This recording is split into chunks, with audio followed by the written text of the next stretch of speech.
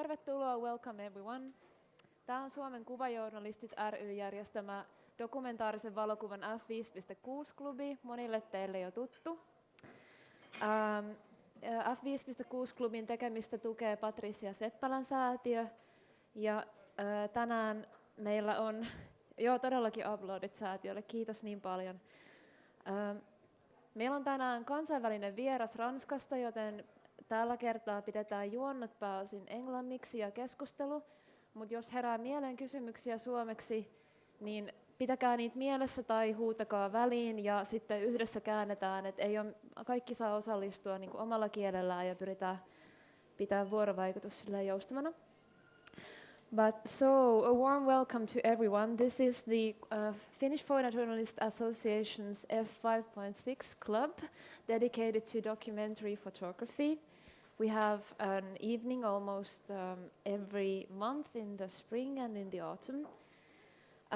This club is supported by the Patricia Seppälä Foundation, so a warm thank you for the foundation for letting us to have this club.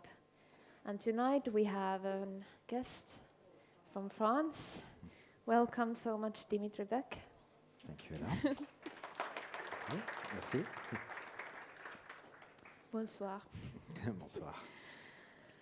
And in addition to the lovely presence of Dimitri, we also have an exciting news section this night. We will announce the nominees of the public vote category in the Photojournalism 2025 competition.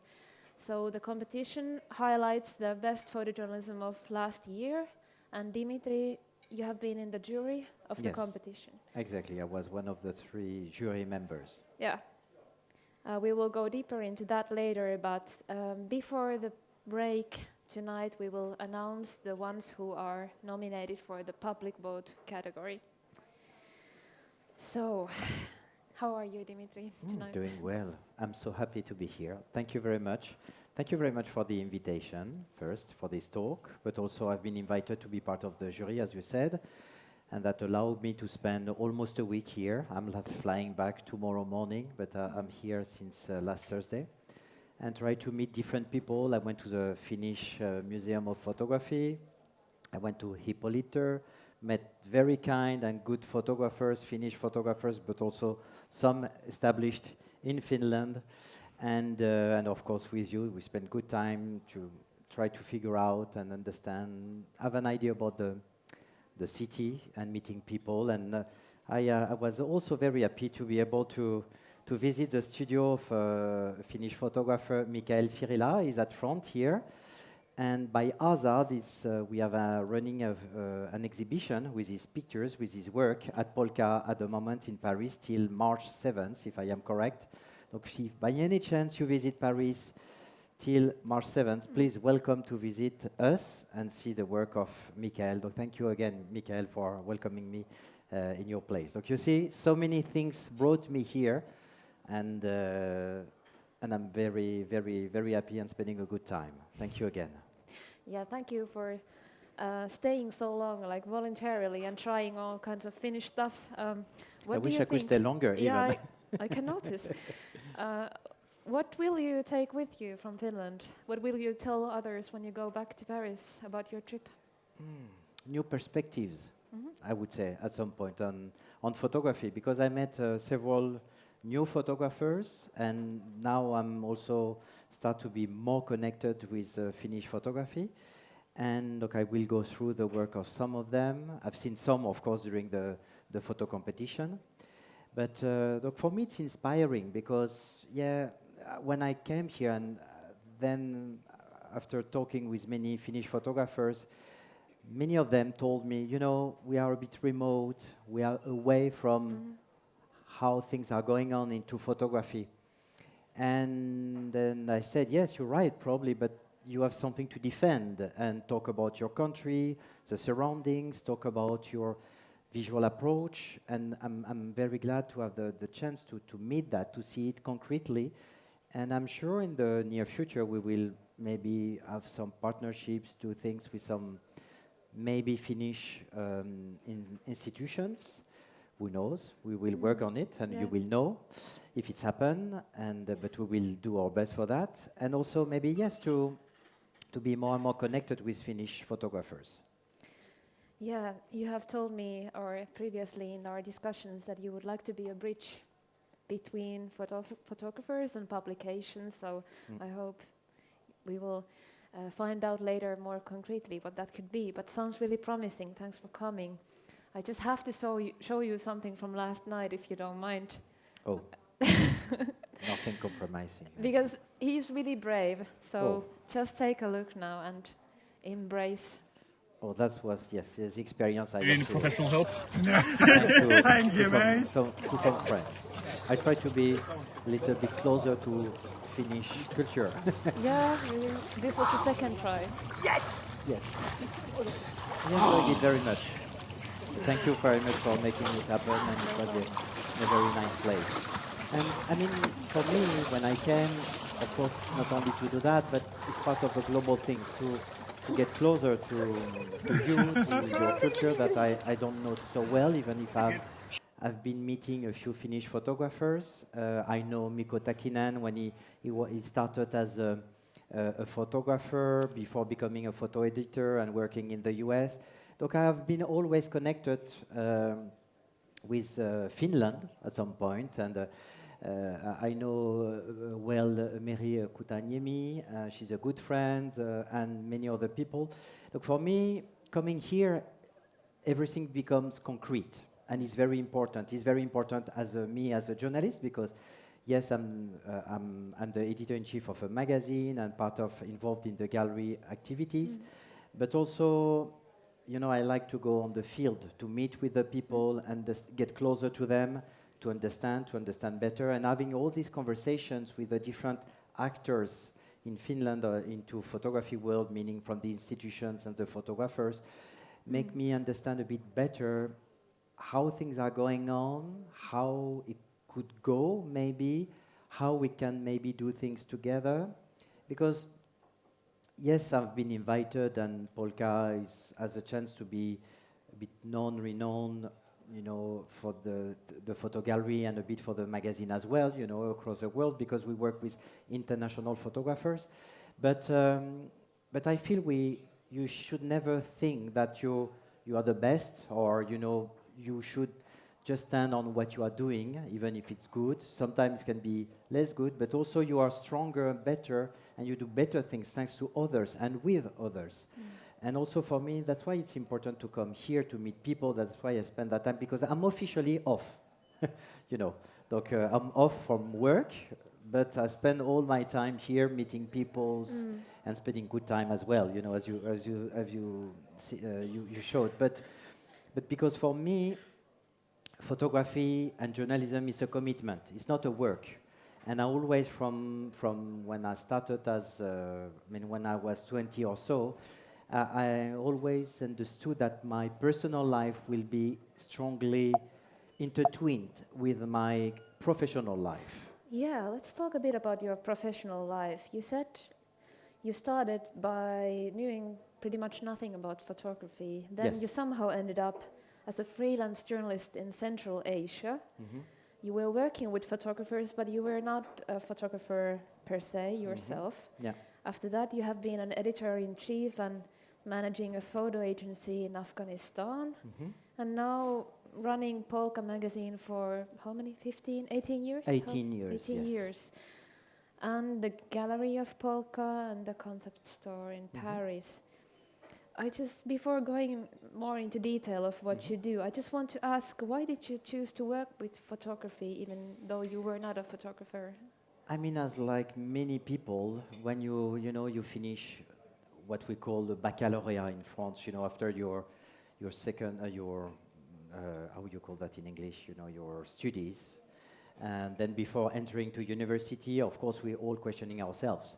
Then I entered into economics just because it was quite open, but not because I was convinced by that, and I didn't feel any passion. But then I said, okay, it opened many doors, and already the international aspect of it caught my interest. You know, I felt that, yes, I'd like to go to discover somewhere else. And then I started to study international business, and I like also because I had some geopolitics lessons. And then I decided, because I was paying my studies, that to tell to the director, okay, either I work with you because I know that you have a company next to the school, or I leave, and because I have a project. And then in the end, he said, oh, it's not possible for this year, but then next year it may happen. I said, no, too late.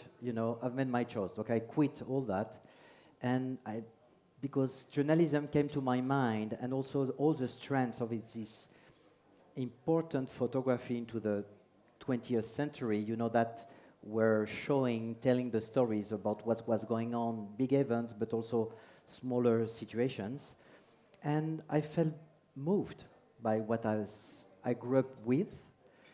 And even if I knew nothing about journalism, I had no journalists in my family and friends, surroundings, and of my parents. And then, of course, even into photography. But then I decided to throw myself into this world and said, let's see, we will figure out. And then it took me a while. I did many jobs in order to be able to slowly enter to this environment. I had to do, by that time, my military service. And then then I asked to find a way, and I found a way to go to Bosnia. And it was at the end of the war and at the moment of the implementation of the Dayton Agreement. Look, for me, it was getting closer to some of the interest I wanted to be and to learn, to try to figure out if I could deal with these situations and to test myself, and also to maybe open some doors of the history going on. And it's how it all started. And then when I came back from Bosnia, I said, okay, I'm convinced now I need to learn a bit of journalism, and I started to study during 2 years journalism. And at the same time, I taught myself photography. I took camera, did many pictures, many bad pictures, and learning, testing, being in a studio, learning the lab things in a dark room was not great, but I understood the spirit of it and all the process. So did you also work as a photographer at some point, or was it just you getting to know it? I would say I was at the edge, because then slowly I knew how to take pictures, and I did some, let's say, kind of exercises, and I was taking pictures for a photo agency, more for illustrating some places.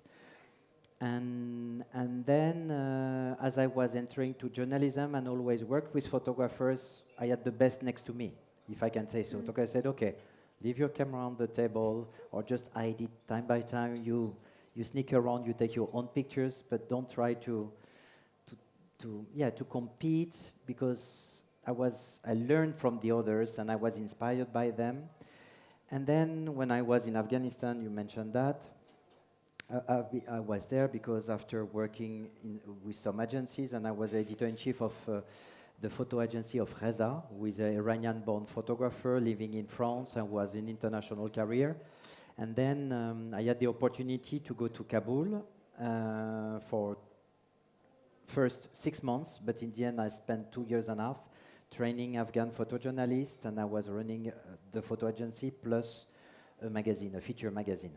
So then, during that time, when I had little time off, I was going on my own and to take pictures, but all that is with me. It's my secret garden, let's say. I haven't published these pictures yet.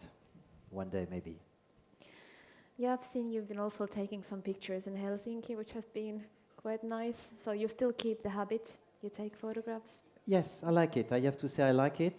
I don't feel frustrated because, I'm dealing with many things in my activity, and we have a team, and I'm surrounded by great photographers. It's inspiring, and I'm moved by what I see and with the people I work with.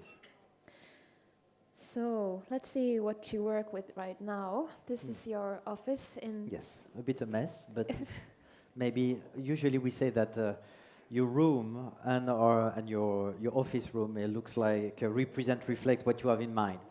You have an idea. Welcome.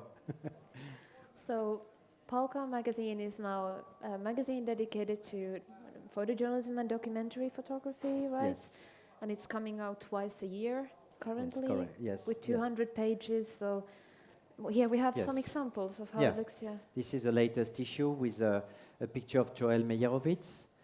And now, as you said, now we come out twice a year. Donc we are biannual publication, but we till summer 2024, we used to be a quarterly publication, coming out 4 times a year. But then, because of the difficulties, the COVID, the prices going up for the paper and so on, we had to take decisions and to reduce the team, unfortunately. That was heartbreaking. And also, we started to reduce the number of pages, but we were feeling a bit frustrated. But then we decided to do less copies, less coming out only twice, but to increase by double the number of pages. And maybe, shall I, Yeah, if please. somebody wants to, please, there are Ella's copies. But you can have a look of what we do. And you see from here, you see the first picture, not the first cover, the top left, but second one is the beginning of the first cover of Polka. That came out in November 2007. And all along, you see line by line like that. And then there are some extra covers that you don't see here.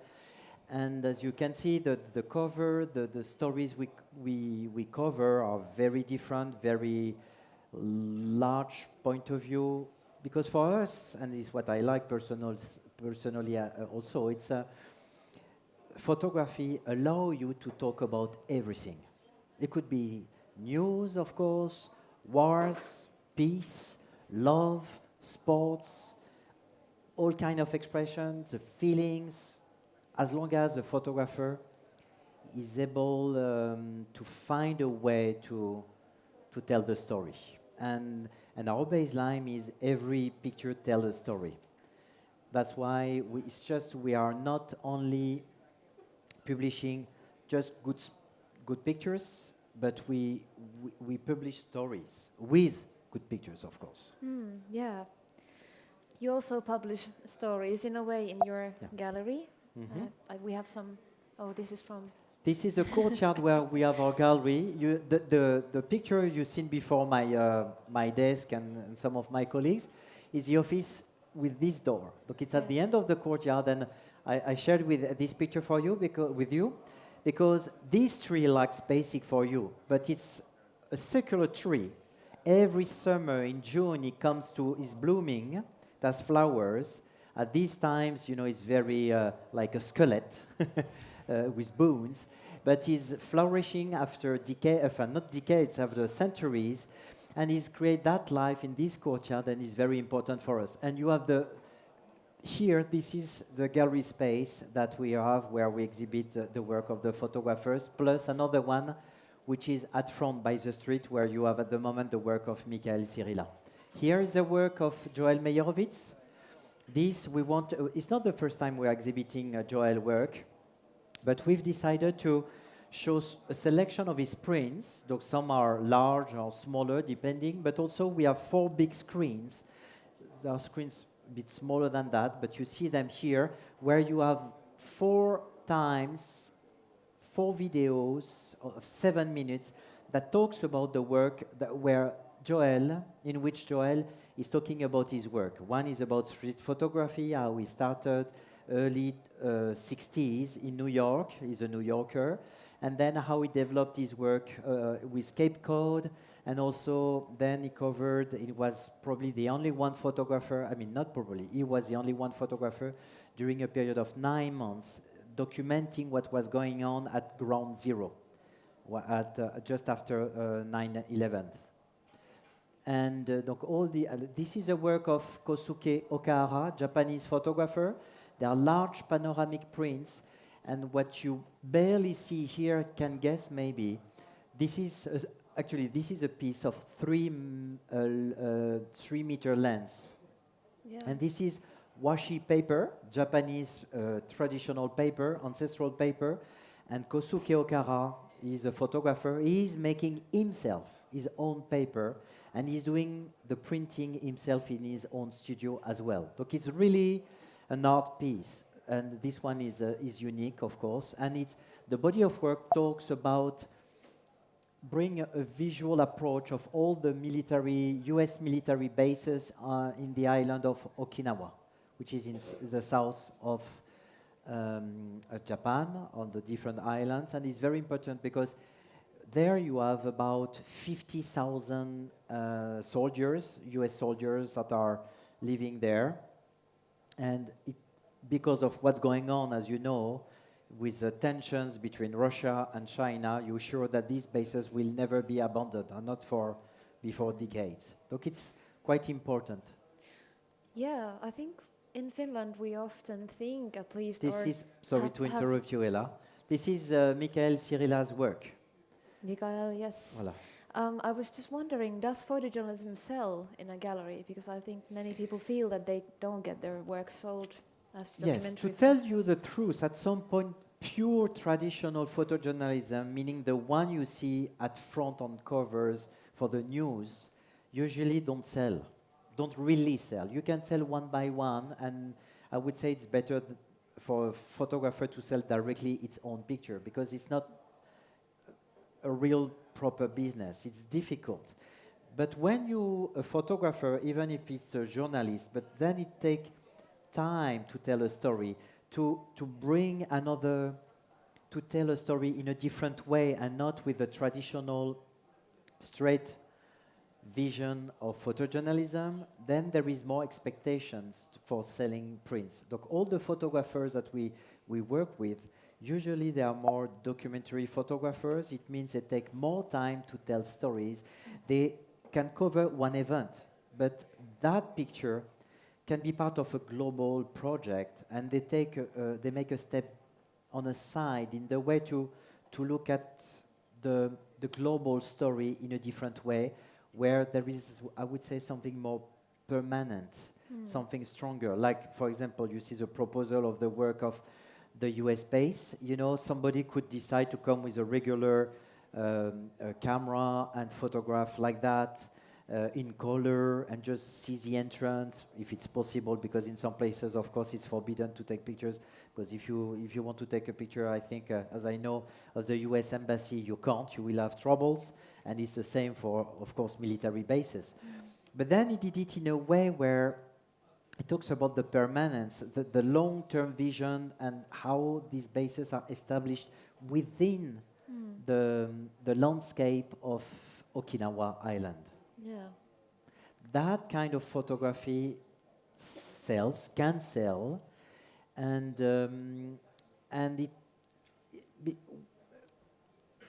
it's not selling for selling, but you know, we are very committed to photography and documentary photography, and it was harder and harder at the beginning of the 2000s for regular photographers and photojournalists to get an income, to be able to sell their pictures, because all the press was going through a crisis.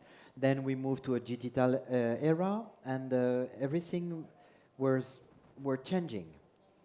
And many photographers were struggling to be able to sell pictures, to get some assignment, to be commissioned by a magazine.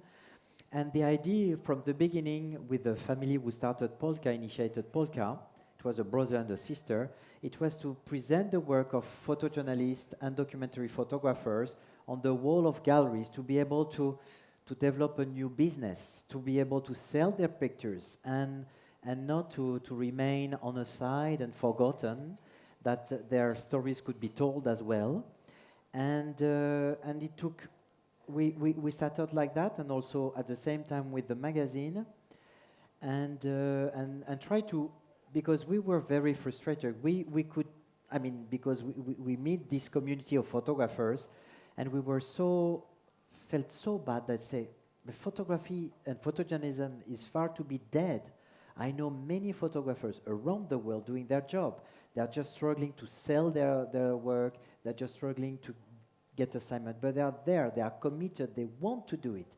And then we should find a way and to build a new business model to offer a perspective for them. Look, of course, we are not saving all the entire community of the photographers. We are far to pretend that, but we try to do our part in this world. And now we are working with, we represent the work of about 50, almost 50 photographers that we sell, and plus we have the magazine. Yeah, that's a big thing you've done anyway. Congrats. But I have to say, it's a huge commitment from the team, from the management to decide to run the magazine from the beginning. Also, we were commissioning photographers for during about 12 years, and also buying exclusive stories. But unfortunately, we had to stop to do that, and it was again very difficult for us to accept. But you have to take in consideration to be realistic. At the time of the COVID, we had to make some changes and to adapt and reduce the way we were spending money, but to continue to promote photography, photojournalism in a different way, and that we try to do. Yeah. If you wish, we can watch one of your video Yes, works. this is the. La ville au centre nord des États-Unis est rentrée en résistance depuis que You can René hear Gould, here une mère that de it's 3 not- enfants, this âgée de is, 37 ans, a été abattue par We have a balle par radio un agent de program l'ICE, live la police every anti-immigration. Wednesday on C'était le 7 janvier dernier. Depuis, une partie de la population channel locale se radio révolte face à la chasse aux migrants. called TSF Jazz. It's a jazz music radio, but then every week, during the week, they have some, let's say, guests, and one is about art world. On Wednesdays with us about photography, and every week we choose a picture of what's going on. It could be our news or something that we put in perspective because of the work of a photographer which can be related to the news. And here it's a story about this photographer called John Abernathy, who has been seriously, violently put down, and he couldn't take. He continued to do his work, photographing at Minneapolis, and put down by the ICE agents and also the border patrol team. And during the things, probably you've seen it, he has thrown his camera to another photographer. That makes that quite impressive camera. You see one part of it here. This is the body of his camera.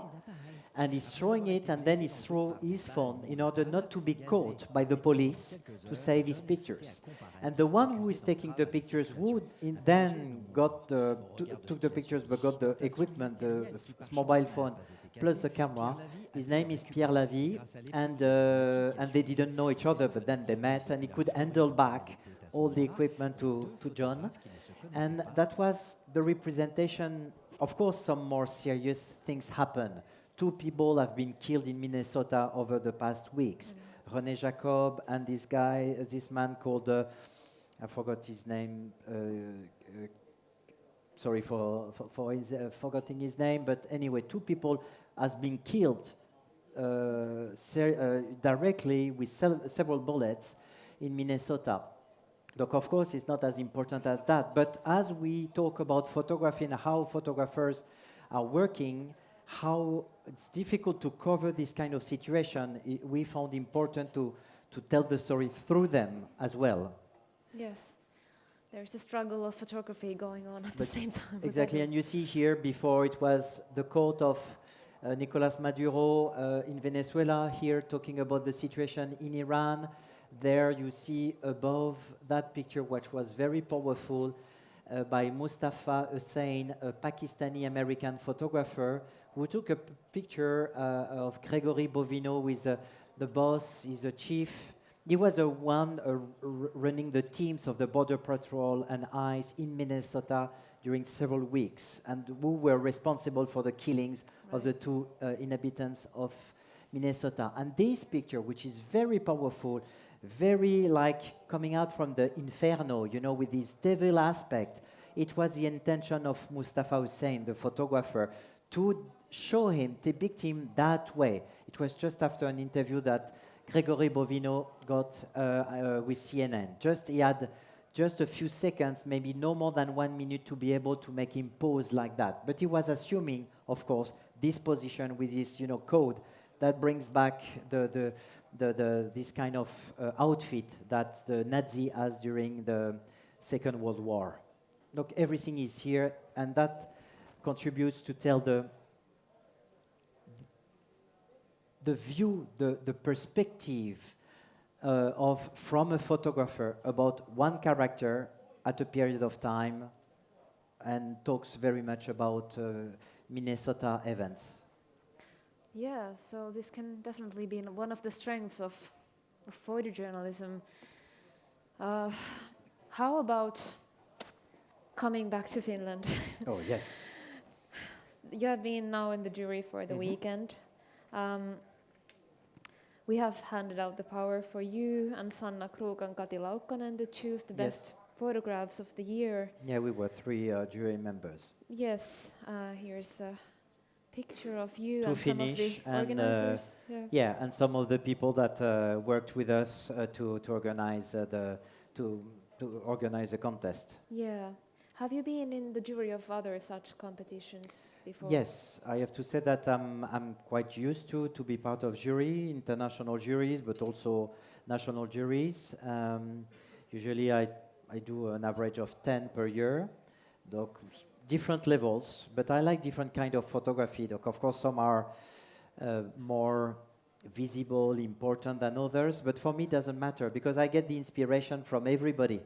And in my job, as I have the chance, and we have the chance at Polka to meet very high-profile photographers. But I always do portfolio reviews with unknown photographers, beginners even. There is here Anna that she came to see me, and we met. We had a portfolio review about 3 years ago in Arles. And she came to see me just this evening, reminding that to me.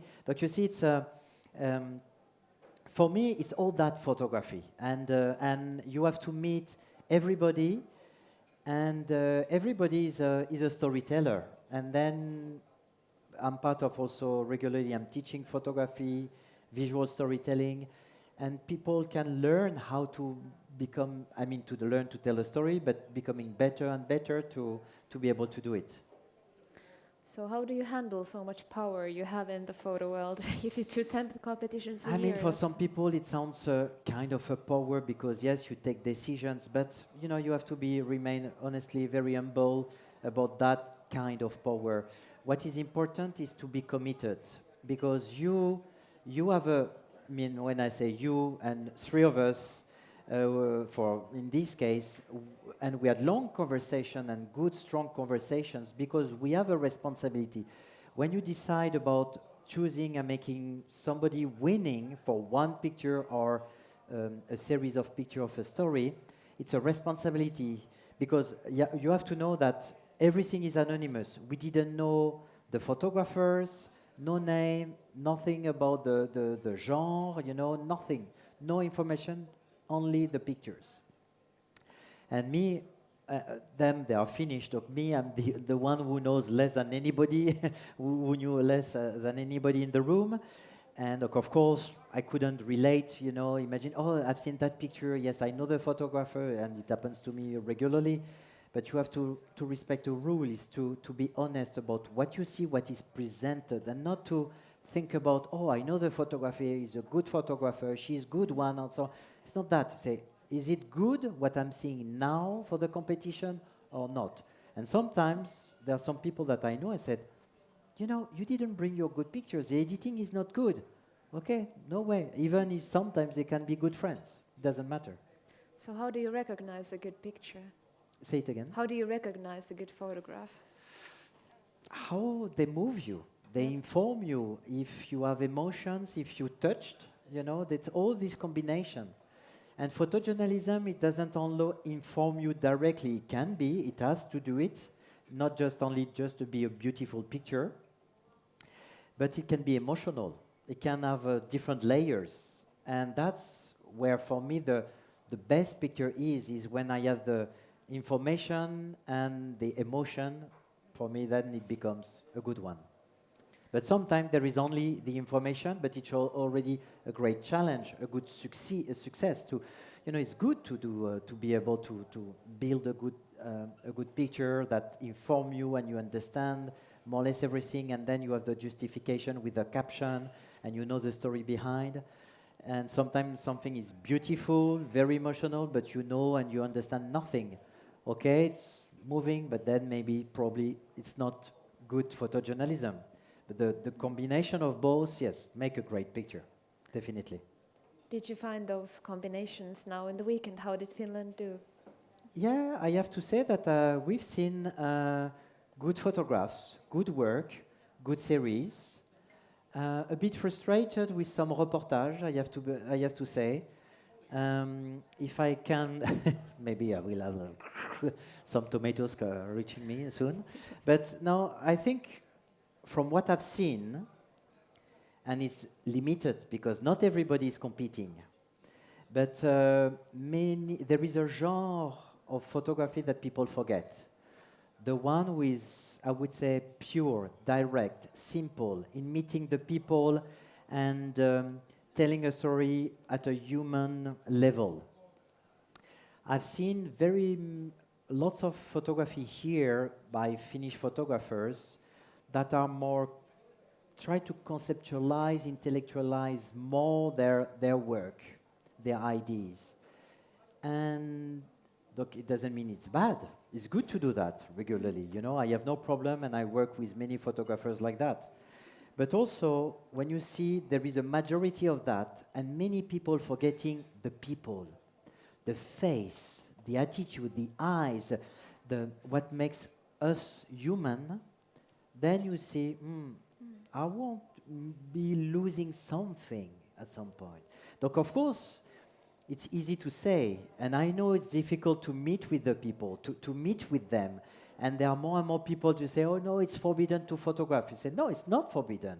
What you do with a photograph may be forbidden, have some restrictions sometimes, but you have to be better to be able to meet with the people, to have a chance that they offer you something, that allow you to welcome you where they are, to take their photograph in order to tell their stories. And I feel, and not only in Finland, but also in France, and where the issue of taking pictures of people is becoming more and more problematic, to tell the truth. But I always say to the photographers, if I can mention that, is yes, but you have to be better. You have really to show your commitment, and they have to understand who you are and carry your responsibility about what you take, how you take the pictures, and then what you do with these pictures. And then people will change their mind slowly because they will understand that they are respected and you are not stealing anything to them. So how could this look, for example, this kind of a picture that is too intellectual or too conceptualized but doesn't have the thing? How could you give us an example of how such work could feel, maybe without pointing out any? I mean, it's hard to detail because I still some things are under secret or not released yet. Look, I can't mention the names. Sorry, no. I don't remember them because I'm not so familiar with all the names, and I would have done some mistakes. But I mean, more like this: is it an aesthetic, intellectual? Is it the aesthetic? It's a global feedback that I do. But I've seen that some pictures surprised me, and I like them. Some reportage, and even some stories on the side were well done, well constructed. Look, we have seen good work, no problem of that, and definitely there are good photographers. But some are, yes, we noticed, and it was our common feedback that we felt that some people are not didn't do a good editing. And I have to say, don't worry, it's just normal. It happens to many photographers, even very good ones, who are very experienced, and that's why they try to have the advice of somebody more neutral in a sense, who is not involved into the story, the subject, but who will read the pictures and help you to make the editing, meaning the selection, and also to make the order in order to have a proper storytelling that comes naturally one by one. Yeah. And I think you have to, my advice, and I try to remain myself available for that, to ask for this advice. And I know there are less and less people in photo departments, less and less editors, unfortunately, less and less availability for them, and so many photographers. But if the people are not necessarily so available or can't do it as much as we would like, but maybe work together as a collective. And this is a way that one photographer can help you to tackle you sometimes, but also to challenge you, also to advise you in a smart way, because the person understands what does it mean to tell a story, and to help you to build a better editing, and to submit a better work for a photo competition, and maybe to submit a better story for a magazine or a festival, and or making to do a book. All that is important. It's not only taking good pictures which is important. It's how the way you are able to put them together. Because if you don't know how to select the good ones, maybe your story is not there, and some are missing. Yeah, editing is something that we discuss often. It's quite every precious, year. actually. Yeah. It can make the difference with the same body of work. Sorry, you can fuck a story, and I say sorry for the word, but it can make a complete change and receive it well and straight away with a good editing. Well, many people do these stories also while working. So then the time is usually limited, and maybe also the needs of the media are quite limited. So how would you advise, what could we do about this non-confrontation and staying back? And should we just go back after the working day to continue on the project, or how could we make this better in the limitations that we have at work? It's true, we are all challenged in our industry, and I say industry in a sense where photojournalism / documentary photography, we are going through hard times. We know that. I can tell you, if we are able and we are still fighting for keeping the magazine, it's because of the commitment of the team and of of all of us. Because it's hard. It doesn't make money. You lose money with that. Look, it's a commitment because we believe in it, and people are happy that they stand with us, and we are the chance that they believe in us. Of course, we believe in them, and it's a common work. Look, yes, you have to make publicity about yourself, and I think here probably the market is definitely smaller than the one in France. Maybe it's bigger in our country, but for how long? And I'm not pessimistic at all. I'm very always optimistic, but you should not rely on that. You have to work together, as I suggest, work as a team, maybe build collective spirit, because the agencies are not doing their work anymore, and maybe also because they can't sell as they used to do in the past for many other publications. And try to travel. Maybe don't do too many trips, but choose one which is important. Maybe come to Arles, because in Arles in France, south of France, Les Rencontres d'Arles is a great festival where you will be inspired. I'm going to Visa pour l'Image in Perpignan, donc is an international photojournalism festival. I'm going there since 28 years. I was really a beginner and didn't know how to take good pictures, but there I was so inspired. I learned so much, and I was full of, inspiration, and I wanted to go ahead, and to go out and to do a story, and to become a professional photographer. And look, it's good, and you meet people, and then you develop connections, and you don't remain only alone Finnish photographers, but then you will maybe work with other Scandinavian photographers, but maybe with Spanish, Italians, and you will develop something which can be a cross, and some can advise you and say, oh, you should, I know they are looking for this kind of stories at the moment, contact this photo editor, and on my behalf, and then you can reach somebody. But you have to create that dynamic and believing in it, because if you remain in your circle, except if you are exceptional and there is somebody that take you and do something with you, which is one person out of thousands, nothing will happen, and you will die in your dark room, which is a bit sad. So go outside, get the light, let it nose, and you know, many of us in this industry were still using, it's still relevant to go on Instagram, for example, but also meeting the people, show your work in portfolio reviews.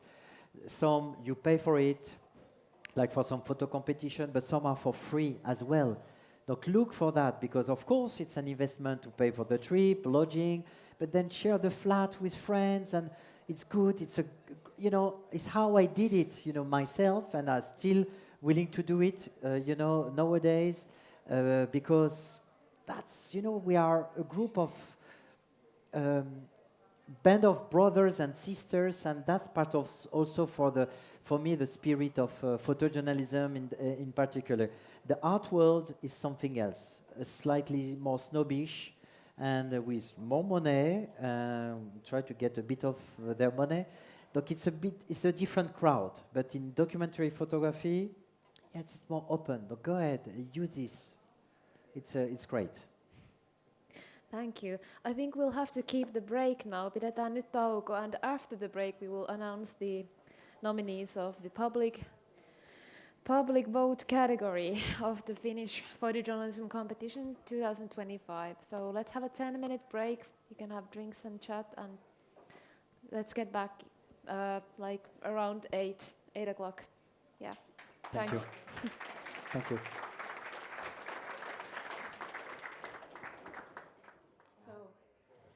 Welcome back. Tervetuloa kaikki takaisin. Nyt on sitten luvassa tämä ennalta mainostettu jännittävä hetki. Eli now we will announce the nominees for the public's favorite category in photojournalism competition 2025. All of these people who will now be presented have enrolled in the photojournalist of the year category, vuoden kuvajournalisti. And from these people who have enrolled, the jury has selected now 5 persons who will be competing of this, or actually they already know who is the photojournalist of the year, but now is the public's time to get to vote and get to tell their opinion of who they think is the best. And it oftentimes is not the same as what the jury thinks, which is interesting. Spread the word and do your part. Please. You have power. No, you too. have the power. No, it's not the French guy. So these, we will present the names one by one and watch the series, the photos one by one, and afterwards I will ask if some of them are present to come here on stage and we can exchange a few words. And these are not in any specific order. Shall I move maybe for people seeing better the... Yeah, you can. Shall I move a bit on the side and then I come back here after the screening? I'm sorry, you'll have to bear with my head on there. So, no, we don't have any specific music, but let's not make this too big a thing. The first one, maybe some of you already saw because I was not careful with this machine, is Antti Haanpää.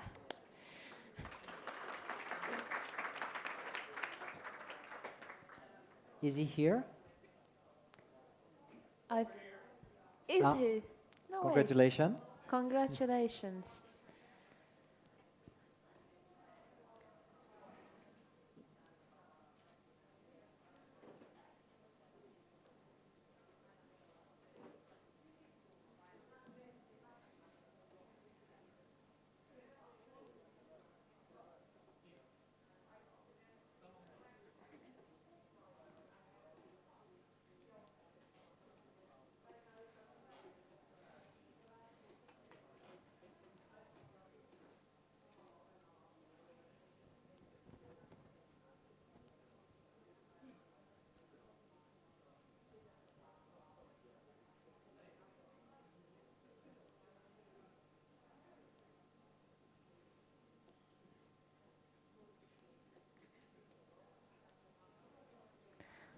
So these series usually are not like, they are collected from different themes. So, next one. Congrats, Antti. Next nominee is Johanna Erionsalo. Is Joanna here? Is Johanna's- Congratulations.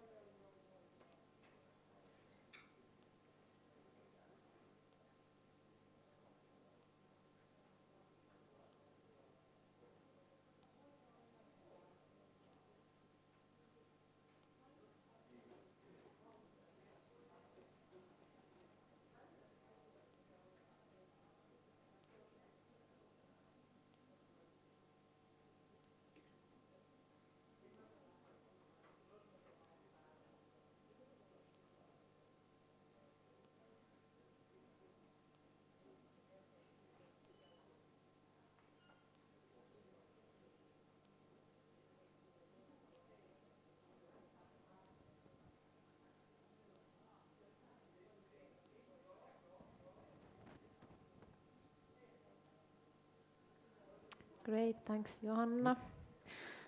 Now 3 more to go. And the next one is Janne Körkkö. Jan is... And I think I know that Janne is watching the stream. So Bravo.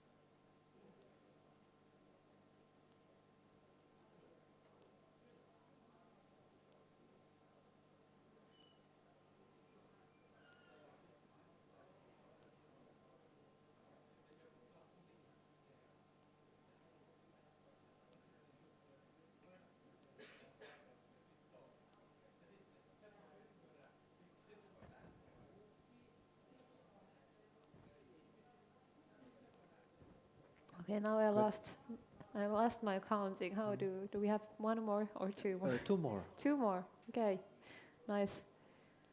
Tandara. Akseli Valmonen.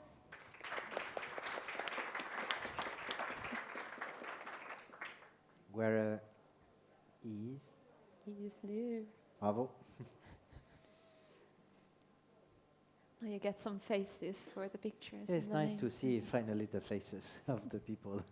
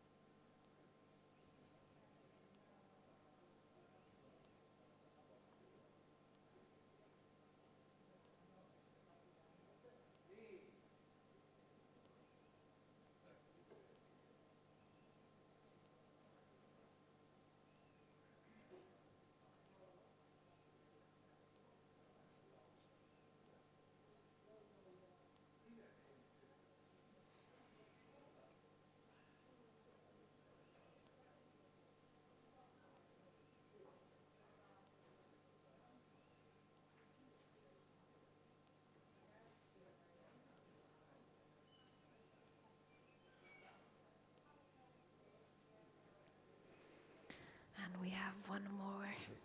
Who is it? Who is not here yet? Mikko Suutarinen, of course. Is Mikko here? Eikö? Okay.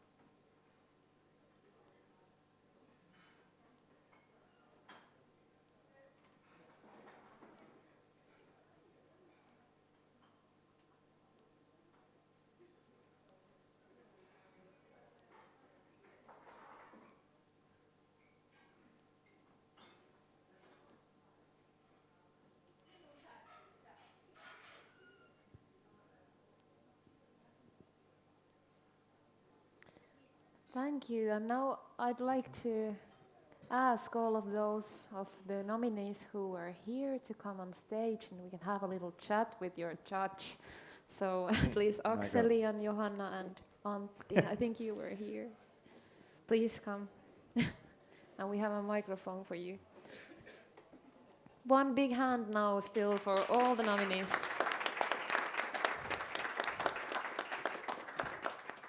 And for everyone who has Maybe participated. we can Yeah. stand up, no? Because Yeah, like we that can. it's easier for everybody to... Yeah. Oops. But or I can stay here. Yes.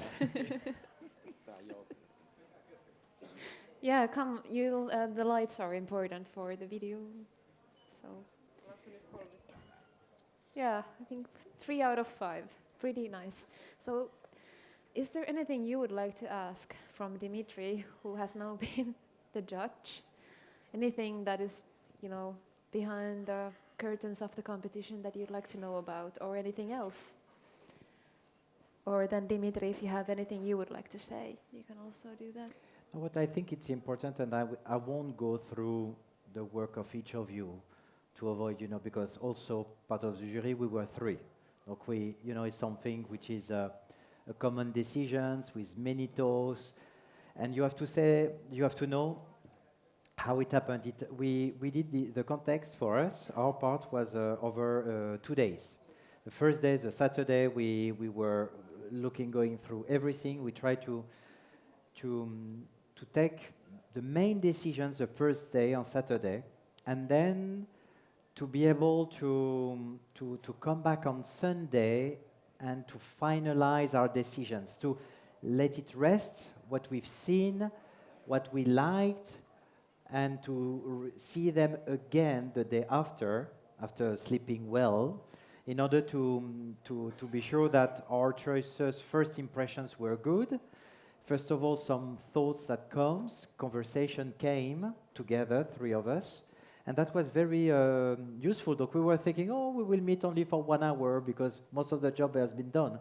In the end, it didn't happen like that. It took at least, I think, about 3 hours, hard talk, and for the winner of these different categories, because there is not only a reportage, photojournalist of the year, you have the picture of the year and so on. Look, it's quite a complexity, and there are rules, but at some point there are no rules, because a jury can define its own rules as well, how we see the things. And we wanted to, at some point, also to recognize the quality of the work of different people in different categories as well, and that is quite important. But again, I repeat, because that is very important, that we didn't know the name of the photographers, we knew nothing about the candidates. That's very important. It was kept secret. So we knew just after the end of the contest. I have to say that we realized after going through the things that unfortunately not enough women were competing for the reportage category, for example. It doesn't mean the men are wrong, you should leave the room and let the women enter, no. But we should encourage more women maybe to go ahead, to get this confidence, to promote their work, to come at front for the reportage style and more.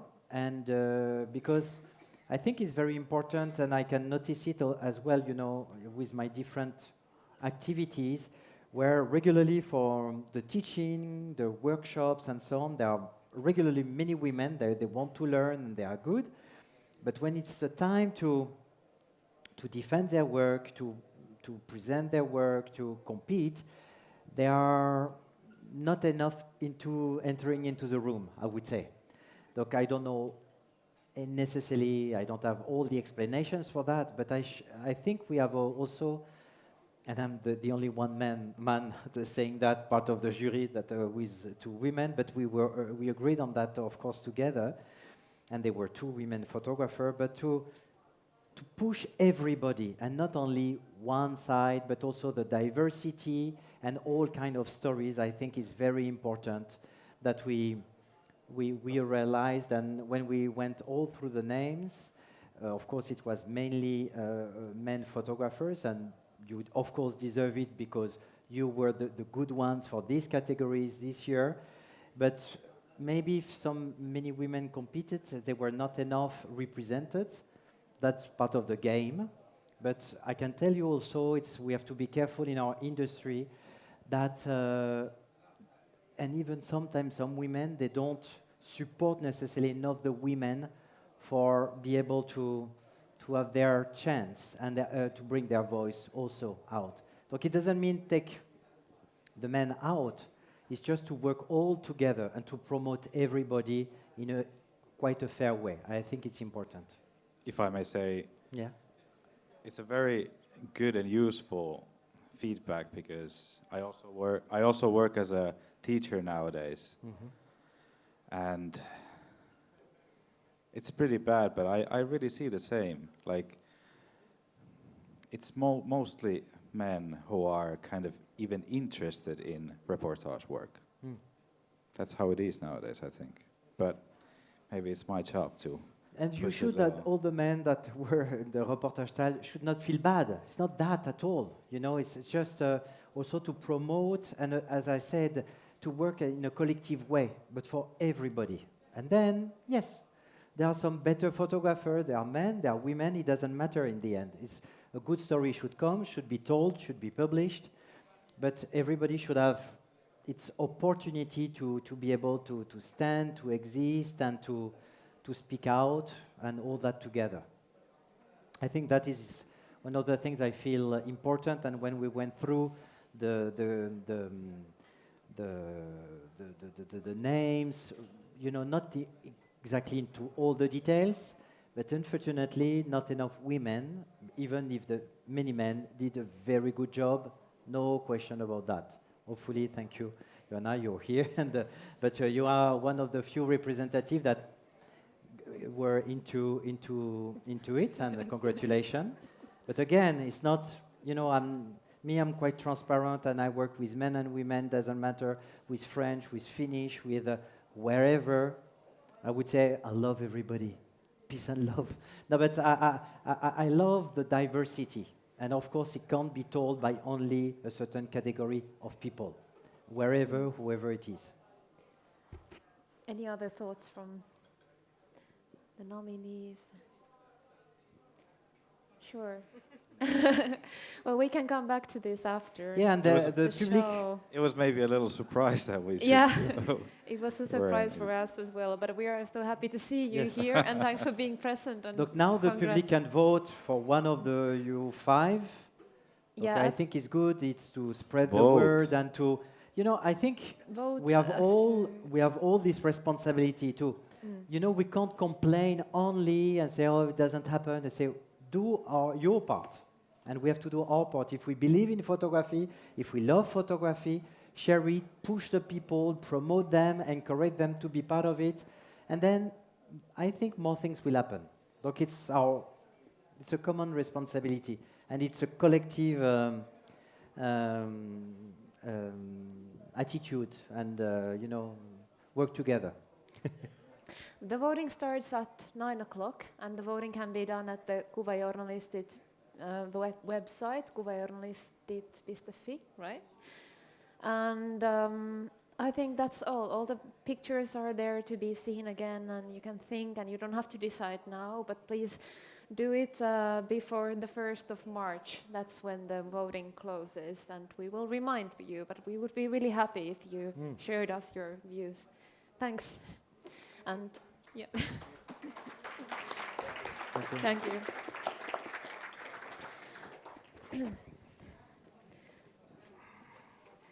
I will now let some photos roll on the background. These are actually winners from or this shouldn't be here. Is it going backwards? Well, no.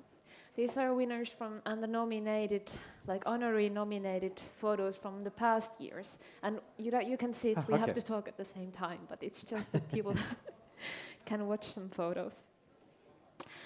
What I actually started to think about when you talked about the diversity and that there should be more of different sexes is that this is just a hypothesis, but what if this, like, because photojournalism world, I think it involves quite much of competitions. It has this kind of competitions, it has the portfolio review, sort of a testing situation, it has grant applications, applying for jobs. So in general, it's quite competitive. So I just started thinking, like, what if there is a certain type of people that we are excluding by having so many competitions? Because not everybody is so competitive, and some people are just pushed back by the idea of competing. What do you think about this thought? I mean, to enter, to be part of a photo competition is, it has two good things. One is to be seen, because even if you are not a winner, the jury members go through your work and they can like it, and sometimes say, I like that work. And part of the jury members, you have sometimes people who are curators in charge of working in a magazine, a part of running a festival, and then they say, this is the topic, this is the kind of work we are looking for, and they will write down and say, please can you give me the contact details of this photographer because I like it, and then it can be, I will probably do something with the work, and even if the person is not a winner. This is an opportunity for anybody to be seen. Second, it's good for you, it challenges you a bit, to know how to organize your work, to know how to present it, to write a synopsis, to make an editing, to present yourself. How can you expect to be published, to be discovered, and to be understood if you are if everything is in different, rooms and not organized, structured? That push you to do that work, and you learn from it, from this process. And of course, this challenge is, yes, it's like competing, like in sports. It's not necessarily for everybody. Some people just like running, and they will never be part of any kind of marathon big competition. And I don't know about, for example, Michael, that we are showing his work. Probably he never entered any photo competition. He's doing the things by passion since many years. He reaches very high level in the way he masterize, and he do the things in his own way. And he managed to be seen by a publisher that did a book, and thanks to that we discovered his work as well. There are some ways also that can happen, but it was possible only because Michael was committed and serious about what he did. You have to understand that for me, a good photographer is not necessarily the best one in terms of photography. He's somebody who is really doing the job, thinking about it day and night, is committed, is working on it, preparing his work, just try to get better and better, and time by time it's good to show your work, to share it, to present it in order to be seen and to go further and to have a journey into the photography world. But first of all, you have to be serious in the way you practice the work. Otherwise, you are just remain an amateur, which can be fine, no problem. But if you expect to become professional, it's a serious job, really serious job. Right. So what would you say to all the people who have enrolled in this competition but will not be rewarded? Would you still say that they did something good? I think it's a cherry at the top of the cake when you are awarded. The fact you make a move when you decide to present yourself and your work, and you bring something out from yourself, and that is good, I think, because it's like when you love somebody, if you never tell that person, wherever, however, with a letter, with a sign, with a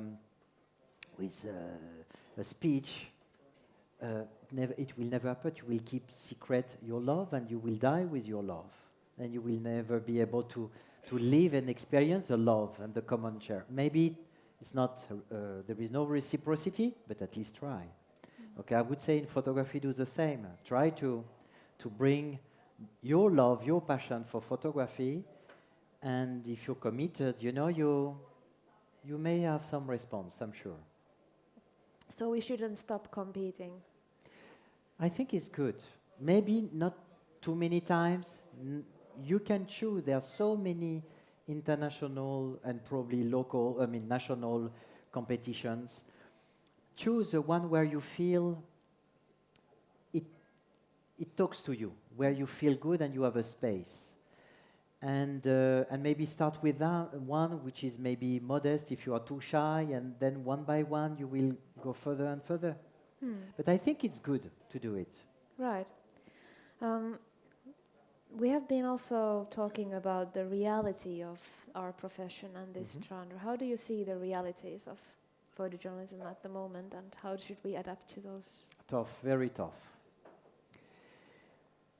We are challenged by many things.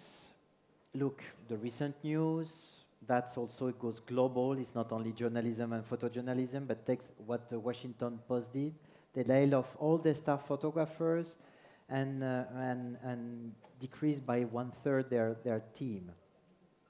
It's not only an economical decision, it's a boss decision with some commitments at a higher level. Okay, of course, we realize that we can be very fragile. And we are all struggling to do that job, to meet our readers, to meet, I don't like to use these words, but the market. And at some point we have to market ourselves, not in a sense, not in a cold way, but meaning that we have to meet our readers, we have to meet our community, we have to meet with the people. Okay, if we talk, that's why we have to take it seriously the way we do it, in order to have more chance to be able to be listened, to be understood maybe, and that there is a positive response from the public. But of course, it's hard. You know, to be honest, we've lost maybe 2/3 of our readers with Polka Magazine, and we haven't really changed the quality of the magazine. We haven't changed the quality of the paper. We have doesn't change the quality of the printing. I still go there to do the printing and do the changes I can as much till the end. With when the leaves comes out, to be able to bring the best we can for the photographers. Look, that is not enough, but we have to reinvent ourselves constantly, especially nowadays. And we are challenged by AI. But don't forget that, photography didn't replace paintings. And AI is not photography. It's another way to produce imagery, visual things. Like some people are very good to do, like very realistic paintings, drawings, and we say, oh, it's like a picture, but it's not. AI allow that. But I think we have to educate all of us and it should come more early at school and more regularly for the people to make the difference between a photography and how to know and to understand and read a photography, and what the world of image, what they are producing, which is very different, to be able to analyze and be able to formulate a critical opinion about what we see every day, with the advertisement, with the TV, with now AI, with all the social networks, What kind of a meaning does photographs have in this kind of time? What is their meaning? What is the fundamental thing that we have to keep? For me, it's purity, the purity of a vision of an expert at some point, somebody who knows how to use his camera to be able to show, represent, or tell something. That's very different from AI, which is, AI is just, people are just putting some ideas, and then the results comes, and even they produce something that they never imagined. While a photographer, maybe an accident can happen and he is able to capture the moment by chance, But usually all the photographers, and we have seen with many of the one presented here, for example, and during this photo competition, they have the control of what they do. They throw themselves into that world of what they want to tell, thanks to a publication or regularly as a freelance photographer. They decide by themselves. Yes, it's hard to find a way, but you know, me, when I started as a freelance journalist, and I always worked with freelance photographers, they were doing some corporate job as well to be able to save money, to be able to run a personal project, and to have like that nobody taking the decisions about how they should photograph, but doing it their own way. And then just having the time, it can last weeks, months, years sometimes, to be able to produce a body of work that they really want, and in challenging themselves. And then one day it comes real, it can become a book. It can, and I took the example of, for example, of Michael Cyrilla, is an example of this approach and challenging themselves and getting better and better, improving, using the technique on a certain way to have a very specific approach. And then he became, we can say he's not living 100% from photography, but he's really on its way. And maybe next year he will, I don't know, whatever. It's not that's so important. But now he had a book, he has an exhibition, and I think he will see more. That it's a huge. I was talking about commitment. It's a huge effort from the photographer side. Yeah, and as we see, things or entities like the Washington Post don't seem to care about their photographers. It's not that. It's too harsh to present the things like that. Yeah. When there are cuts, it's rough. Yeah, but and like still all the photographers is and just part of the journalists, just all the photographers.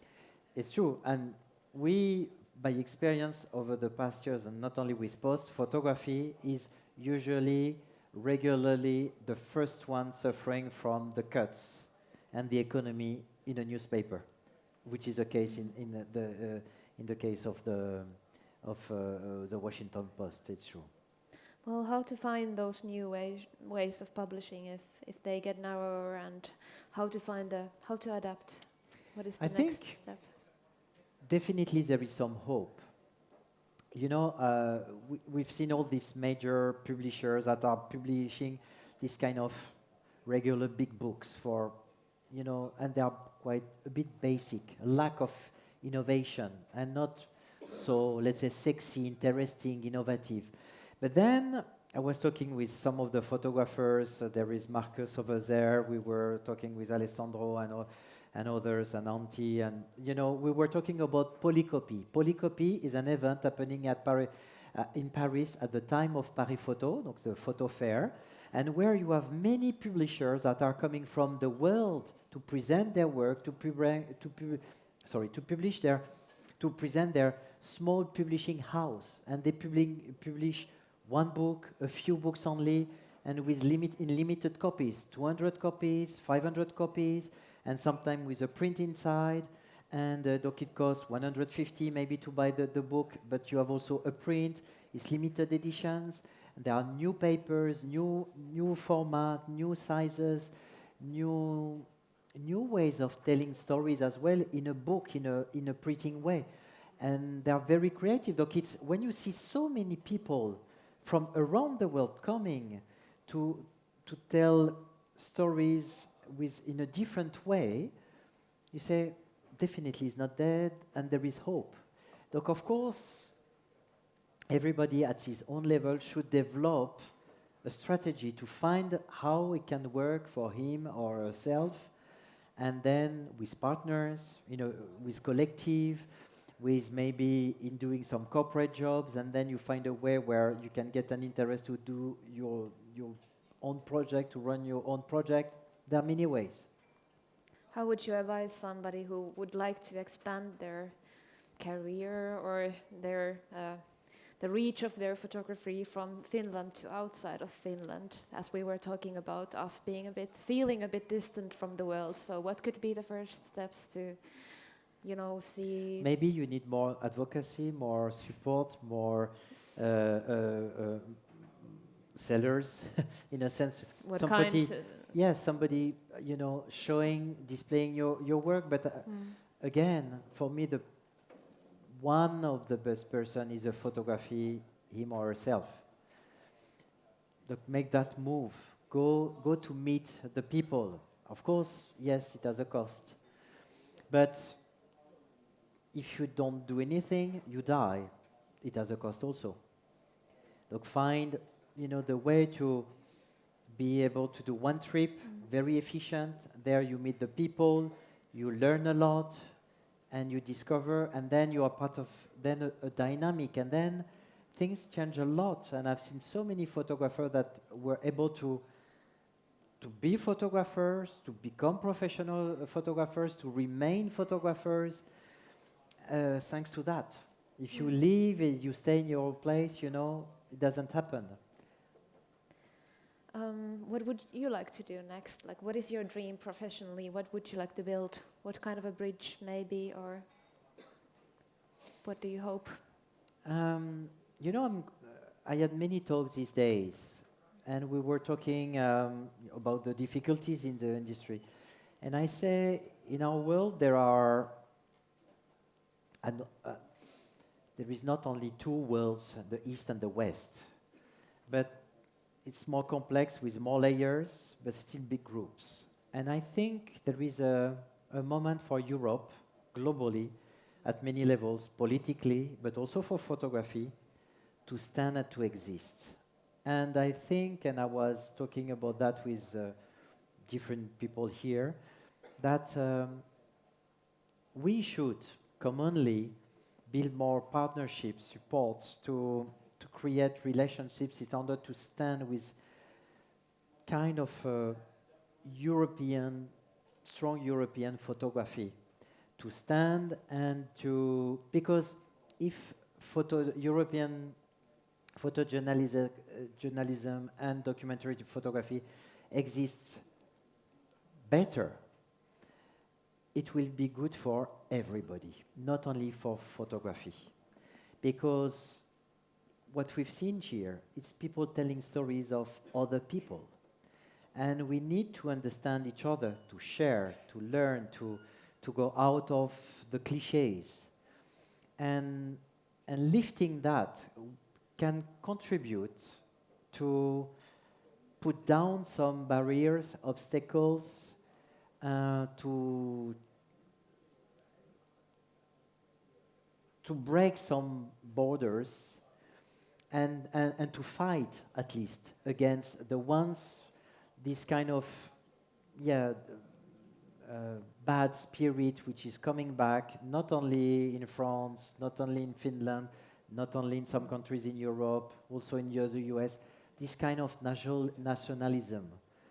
And I remember recently, it's very basic, a sentence from a former French president who said, "Nationalism is war." Because it puts people, rejects some people under the name of a few only with a certain way. And that creates barrier between people. But me, I believe more in something where we find ways to understand more each other's, to learn from each other's, and I believe, and probably that's why I threw myself into photography, and I still enjoy that strongly. Photography has a strong role to play into that.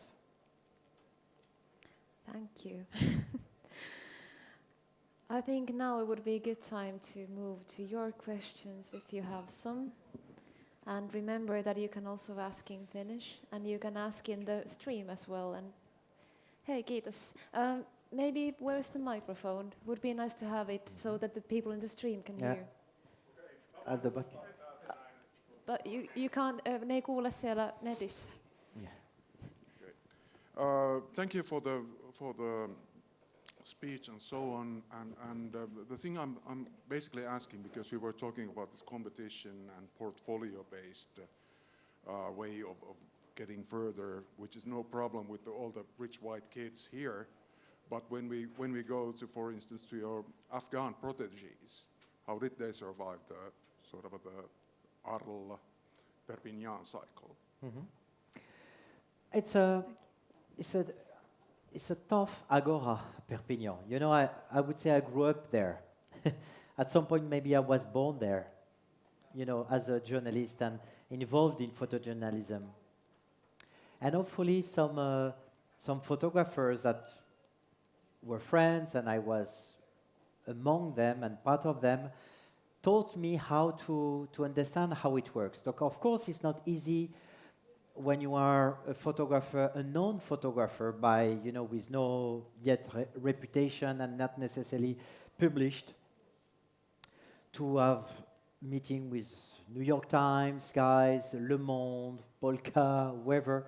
But there are these meetings, portfolio reviews that they are free. Look, you just go there, and then that's why Be Collective helps you to get a contact through somebody to maybe able to meet with one person that you really would like to meet with, which is very important for you, because I've met many people that respect that, as long as you do your part. Doing your part is be serious about the work you produce and how you do it. If you don't do that, don't expect any support, any help, any contacts, because people won't believe in you and say, why to give you, involve myself to give you that contact if the person doesn't respect your work or doesn't value the quality of your work. Look, you have to do a lot yourself first. And then to be able to meet with these people, it remains a world which is still quite open at the time of some festivals, because otherwise by email is very tough. Very few people answer to emails when they don't know the photographer. And you know, you are one out of maybe thousands. And of course you go nowhere, and it's very frustrating and very tough to have no answers from anybody. That I know. I went through it as well when I started. But I think you have to throw yourself into this world to understand how it works, and sometimes even in an unconventional way. You are at the bar, you know, ordering a beer, and then you have a quick chat with somebody, and suddenly you don't know the person, but it's maybe a photo editor, and then you have a quick chat. You say, okay, call me back tomorrow, and then let's meet, and then you have your chance. Yes. First of all, you need a European visa to enter Europe. Yes. Second of all, you need a credit card to be able to. You're right. Sorry. So I was asking about your Afghan friends. Excuse me. Sorry for that. I have to say will, what. just repeat quickly that there was like a reminder that you have to have a credit card and a visa to get to Perpignan and Yes, to Europe. sure. So how You there's see, some like we've steps. managed to brought some Afghan photographers because we were part of an NGO supporting photography, media, and training them. That's why I was there as well, and I had many hats there, as a journalist, as a chief editor, as a trainer, as a director of the photo department.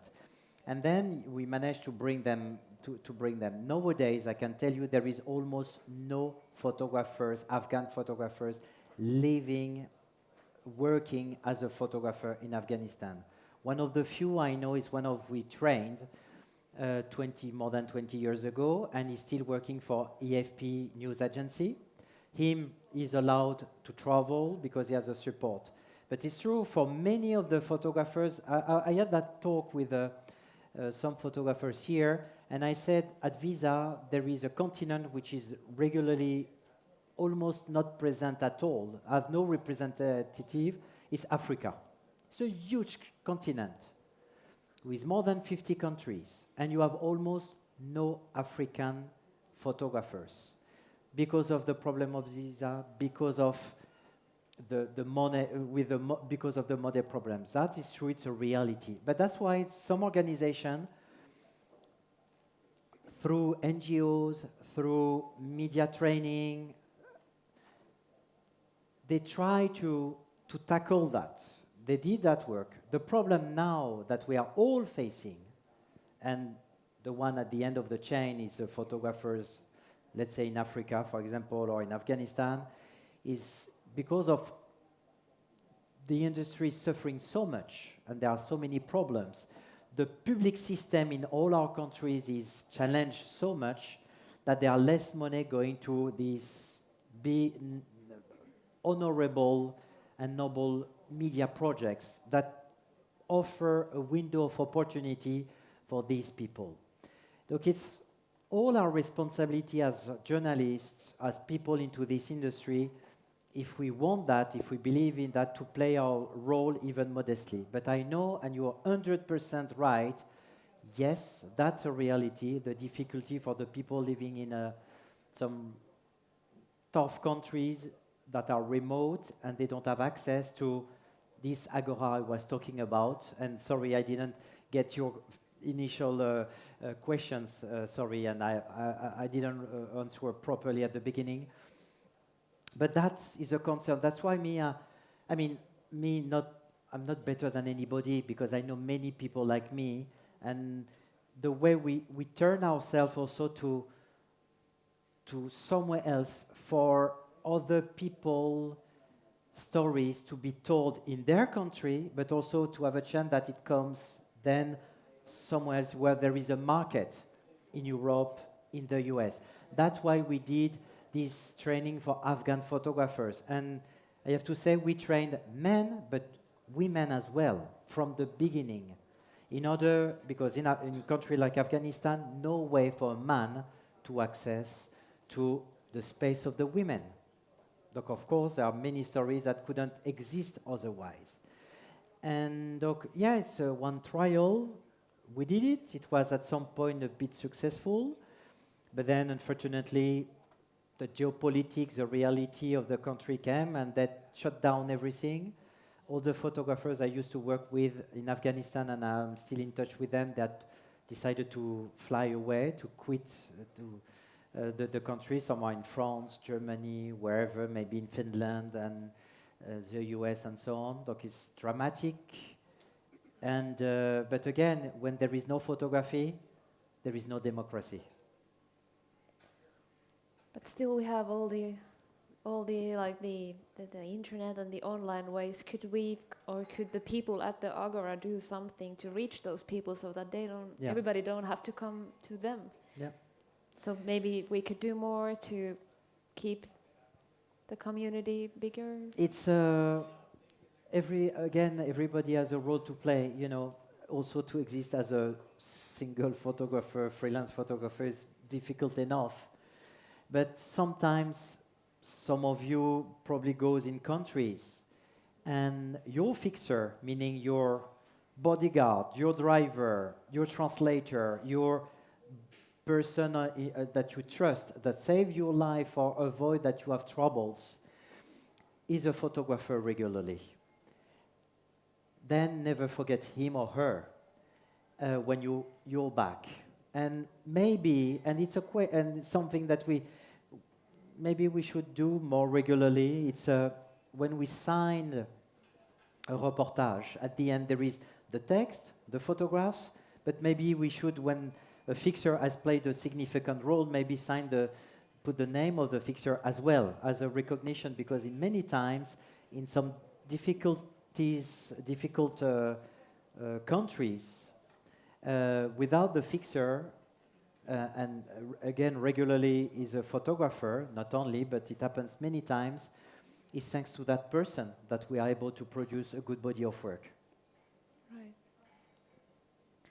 Is there more questions, or that's only one?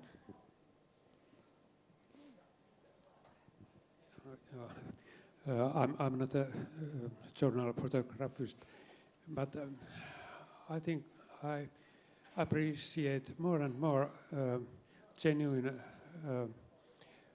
journalism, genuine, pure documentary photography.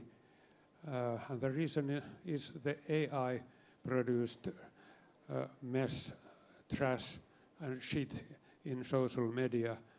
And I think maybe documentary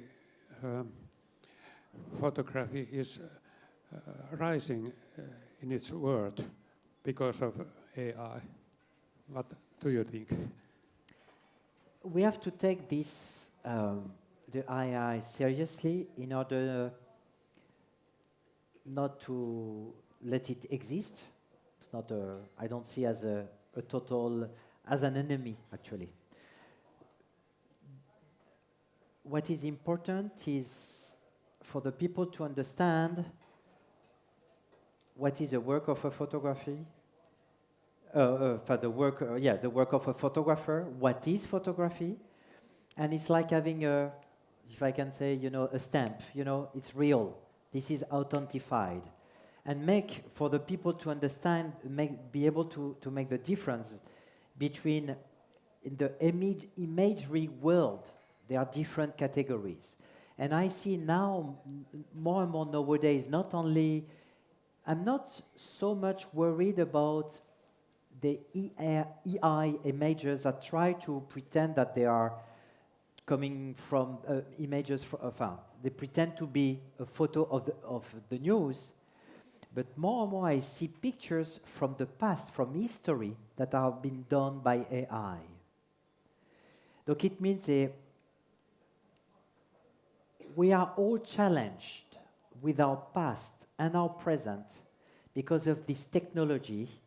And if we don't train, educate people in the way to understand that a photograph as a source, there is somebody behind, a photographer, it is distributed by somebody. It could be a media, it could be a photo agency. And then when I see something strong, and it's my advice to usually the public, I mean not the professional, the more you react to an image you see, especially on the social networks, becoming very emotional, strong, that creates so powerful feelings of whatever, hate, anger, or passion, or whatever, you have to look, it's not think twice, but look at it twice and check where the source of the image. And many people say, what can we do? We say, but before clicking, do a right click, share it straight and to your networks, double check, go to see where this image is coming from. If it's from a photographer, if it's published by an official, serious media, then you can rely on that. But if not, if you are not able to source the image you see, video, still images, don't share it. Keep it. And then make some research, some readings to understand what's going on, if something is happening. And look, yes, AI is entering to the present, but also to the past, and redefining the way where some images were done or didn't exist. And we see images that comes to you and say, this is a photography before photography was invented. You see? Look, we should be careful. Now that, we all have a certain responsibility to train ourselves first, second, our children, and then we should spread the word, And good programs exist time by time, as long as it's possible to finance them, to analyze these images and to identify the ones who are wrong and the ones who are real pictures, real photographs. Did I answer to your question? Yes? Thank you. Thank you. There's still some time, I guess. There is one at front. Yeah, Here, just on the right. Here, yeah. Thank you, Dimitri, for your talk. At the beginning, you say something interesting about Not at the end, just at the beginning. also at the end, Joking. and about the work that you saw, and you thought that the Finnish photojournalism tried too hard to be more conceptual and more maybe artistic. I wonder, and I would like you to answer me, what do you think? If it's that because Finnish photojournalists want to kind of be more connected to the Central Europe contemporary art field, and is that like a try, an essay for trying that, to try to be more understood by Europe actually, and by the world of art over there? Do you think that's a thing? Do you think it's connected? It's a good question. The thing is, you know, we are in a world of business as well. Look, I told about commitment, and it's certainly not the money and the business who made me choosing what I'm doing, and which are still doing it. But photography and photojournalists and photographers globally, to be able to make a living from it and to be able to continue to photograph, to remain professional or to be professional, are to reach a market. Nowadays, taking pictures of people is harder and harder. And one of the things has become also trendy to be more conceptual, to take more kind of pictures where you don't have to face, let's say, the people. You don't have to meet with them because it's more difficult. It takes more time. And as there is less money, less time to photograph, the media, let's say magazines, newspapers, give you less money, less opportunities to have that time to be able to elaborate a more complex photography. Donc you play with it. And that's why also in many newspapers, magazines, you have that trend since, it's not new, but maybe 20 years, where you have more and more portraits. Still mise en scène, we say in French, organized setup, you know, where everything is under control, we have the permissions, the good light and everything. And that is coming very much, not only in Finland. Yes, it's happening in Finland, and we have seen it in the photo competition, but also the same in France. So there is no good guy, bad guy. It is a fact. But also, talking about the business, the art world, you know, it's difficult to sell a picture about the news, about the things, and the concept allow the people, I would say the public that buys prints, to maybe imagine something further than when you have just a picture of somebody. Like, of course, you have maybe more opportunities, more business to do with this kind of more still life photography, conceptual photography, and then allow you to sell more your prints. And it's easier, at some point it's easier to do because you don't have to deal with the people asking for the permissions to get published. And also all the time you need to convince sometimes to people to allow you to let them in their world, enter into their house. Honestly, tomorrow a photographer is coming to me and say, Dimitri, I would like to follow you, your day life, you know, day and night, be at your house. And I say, not sure. Okay, but in the end, why that? What's the goal? What's the purpose? If it's just to take a picture of me, I don't see the interest. But if you come with a strong idea that makes sense for you to stay at my place, me and other people, then I get your project. Then I said, okay, maybe it makes sense that I'm part of it, not for my ego, but because I trust and I believe in the project of that person. But for that, it takes more time. And it's not necessarily what the market is expecting. Look, of course, in Finland, like many other countries, they try to have something more globalized, an easy looking picture, which is easier to sell. And Finnish photographers are part of the trend, like the French, like many others, because in order to be able to sell prints, probably, because the market says this is a way to look at the things, to get published as well, and at a time where not enough people fight for, and I make really that important to meet the people at a human scale, at their level, you know, to really meet the people where they are and who they are. Did I answer to? Yes? Oh. Now it's getting 9 o'clock and I think we have to end the public part, but hope you'll stay with us a few minutes here. Maybe if you have something in your mind, please come and I stay here, but maybe I won't be able to welcome everybody, but because I know some people would like to talk to me. It's a bit difficult in these kind of situations, but you know, maybe one day we could organize another kind of talk, but more open and not like on stage, but more kind of participative one. And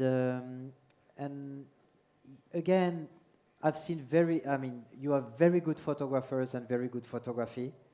Go out, go to meet the people, you know, but abroad, I mean, you know, and connect. And I hope to see you soon. Thank you. Merci beaucoup and thanks for you and kiitos kaikille joka paikassa. And thank you very much for the invitation, for all that. Ja tosiaan äänestyshän alkaa nyt. Niin nyt voi mennä nettiin sitten äänestämään. Kiitos. Merci. Merci Ella. Merci. Thank you very much. And we have a present for you still. This is a special F5.6 gift. Merci. Something more to your luggage.